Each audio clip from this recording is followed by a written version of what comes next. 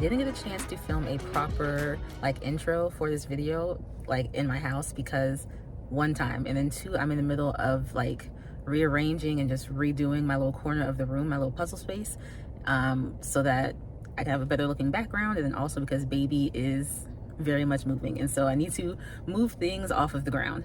Anywho's, today's puzzle is called In the Bookstore. It's by Princeton Architectural Press, and the artwork is by Giacomo Gambineri. This is what it looks like. My apologies for the shadows and things. I'm so sorry. I got this puzzle back in like 2021, maybe 2022 from, if you live around Atlanta, you know, Pont City Market, there's a bookstore there, and I got this puzzle from there. And I did it once way back then, but then I haven't done it since. So I've done it for you guys for today's video. We're gonna talk about it. And then I also kind of wanted, since it's a bookstore, and it kind of has all these different like sections of the store of like different books, I wanted to go ahead and to tell you guys like my favorite books from different categories, or books that I really hated, or just, you know, whatever comes to mind as I'm doing this voiceover. And honestly, who knows what will come up. But yeah, so I'm at the library actually, because I'm going to be giving, since I've finished it and I've boxed it back up, I'm going to actually give it to the library for a puzzle swap. It's my first ever puzzle swap. I'm going to record a TikTok and probably also a YouTube short, so you guys will get to see that soon, either on TikTok or here on YouTube. Speaking of, thank you guys so much for all of the love on my last video with Javi's Puzzle Odyssey. It went so well, and I'm so appreciative. We're like right there at 400 subscribers, so thank you guys so much. I'm going to get inside because my baby's asleep and I need him to stay asleep. Okay. So we're gonna head inside and I'll see you guys in the video. Okay, so this puzzle comes with a decent sized poster, which is always really nice. And yeah, kind of got started from there. I did kind of go back and forth between a detailed sort and just kind of picking and placing off and on throughout this puzzle, so you'll see that as we go. It's 1,000 pieces. The pieces are a bit glossy, not like horrible, but a little shiny. And then the pieces are all 2 ins and 2 outs, which isn't my favorite, but they were a little bit squiggly, a little bit wiggly, so it wasn't too bad. However, there were a couple places that were like slightly false fits, especially in the border. So most of the border honestly was pretty okay. Didn't have too much difficulty, even though it really is only like 2 colors of the border. But on the bottom left of the border, you'll see I struggled. There's somewhere in there where like the pattern repeats or something, and so I was going back and forth for honestly like 5 or 10 minutes trying to figure out where I was going wrong, and I ended up just kind of like giving up and putting it to the side. And I was like, okay, I'll just come back to this later once I have like some inside pieces to kind of help me figure it out. And then as far as the hold goes, I would say that this one's like a 1.5 on our scale of like 1 to 5 that we've been using the past few weeks. So it wasn't very good. I couldn't really pick up like a section and move it around. I definitely would like do a section, and then if I did need to move it, I'd have to kind of do each piece over again. So again, not very fun.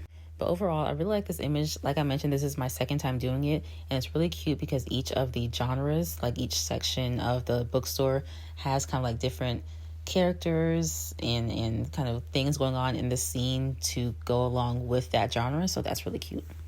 And forgive me if my voice sounds a little shot. 1, it is like midnight, and 2, baby keeps waking up and like interrupting my recordings.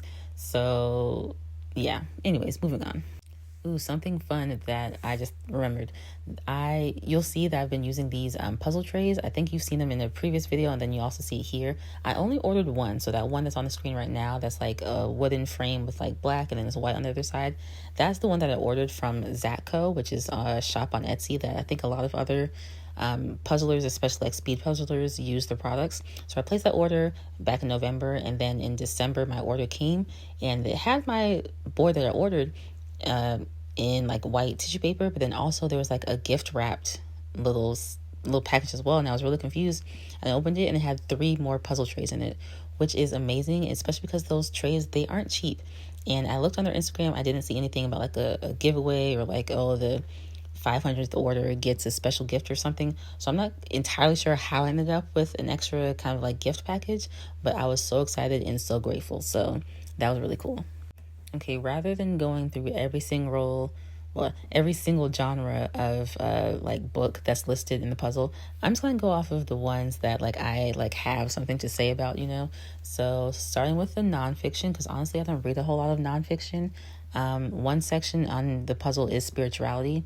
And honestly, the only book I can truly recommend just off the top of my head is the Bible.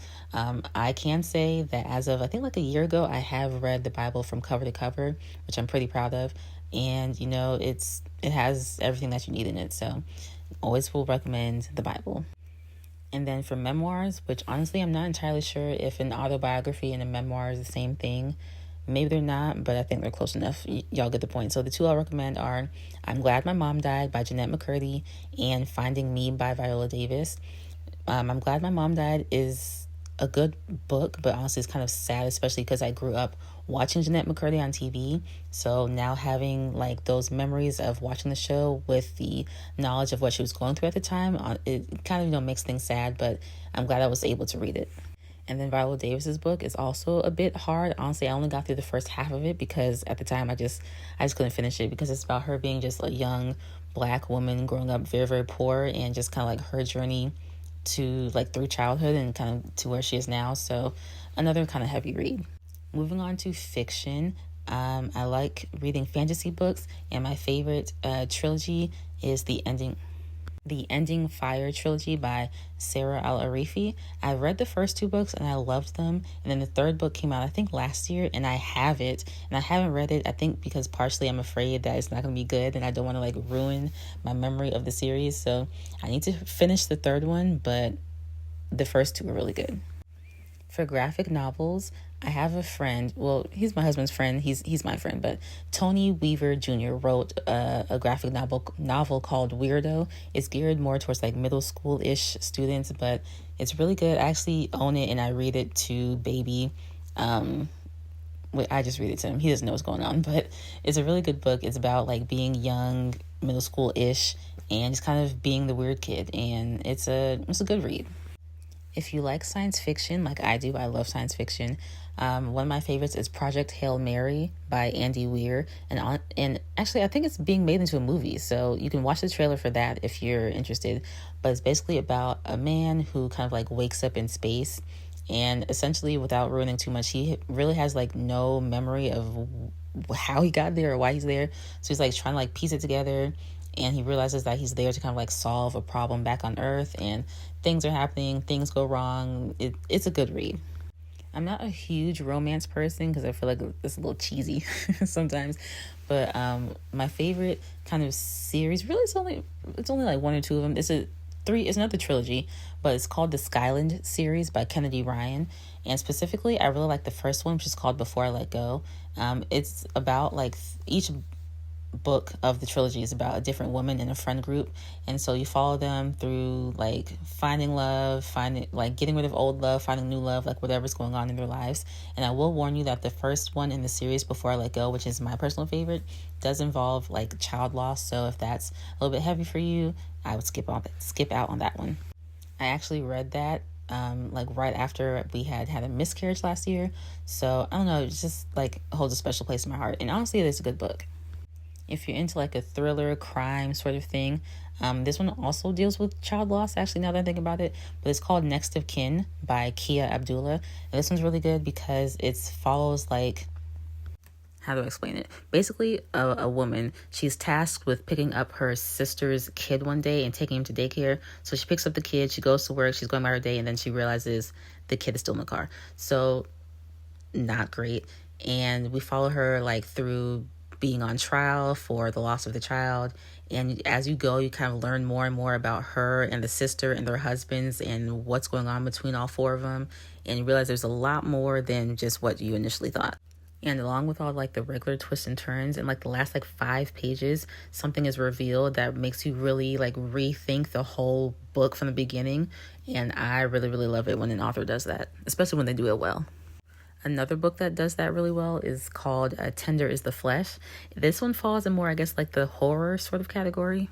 Without spoiling too much, basically, from what I remember, it's like the society has like, between like climate change and like just, I don't know, humans being bad. Somehow we like got rid of all of like the eatable animals, the edible animals. And so people still need protein. So the world kind of resorts to cannibalism. And so you follow a man like living through that. And then at the end, something is revealed that makes you go, excuse me. And I, like I said, love it when a book does that. So yeah, those are my recommendations for you.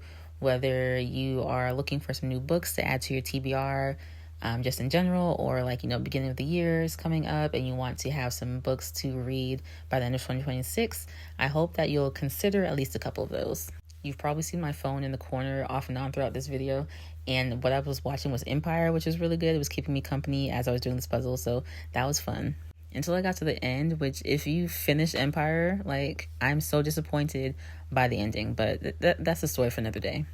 Anywho's, this will be my last video of the year. I did kind of space it out so that way there wouldn't be too much space between this video and my next one. But I will be back soon. I'm so grateful to you all, especially for welcoming me back so openly after my little hiatus at the beginning of the year. I had my first collab this year with Hobby's Puzzle Odyssey, which was awesome.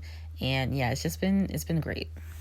We also are like right at the cusp of 400 subscribers. I think I might have hit it by the time this goes up. But yeah, that's awesome. I'm so grateful for all of you, whether you've been here for like the last year and a half or if you got here last week. I'm so grateful to have all of you here watching my channel.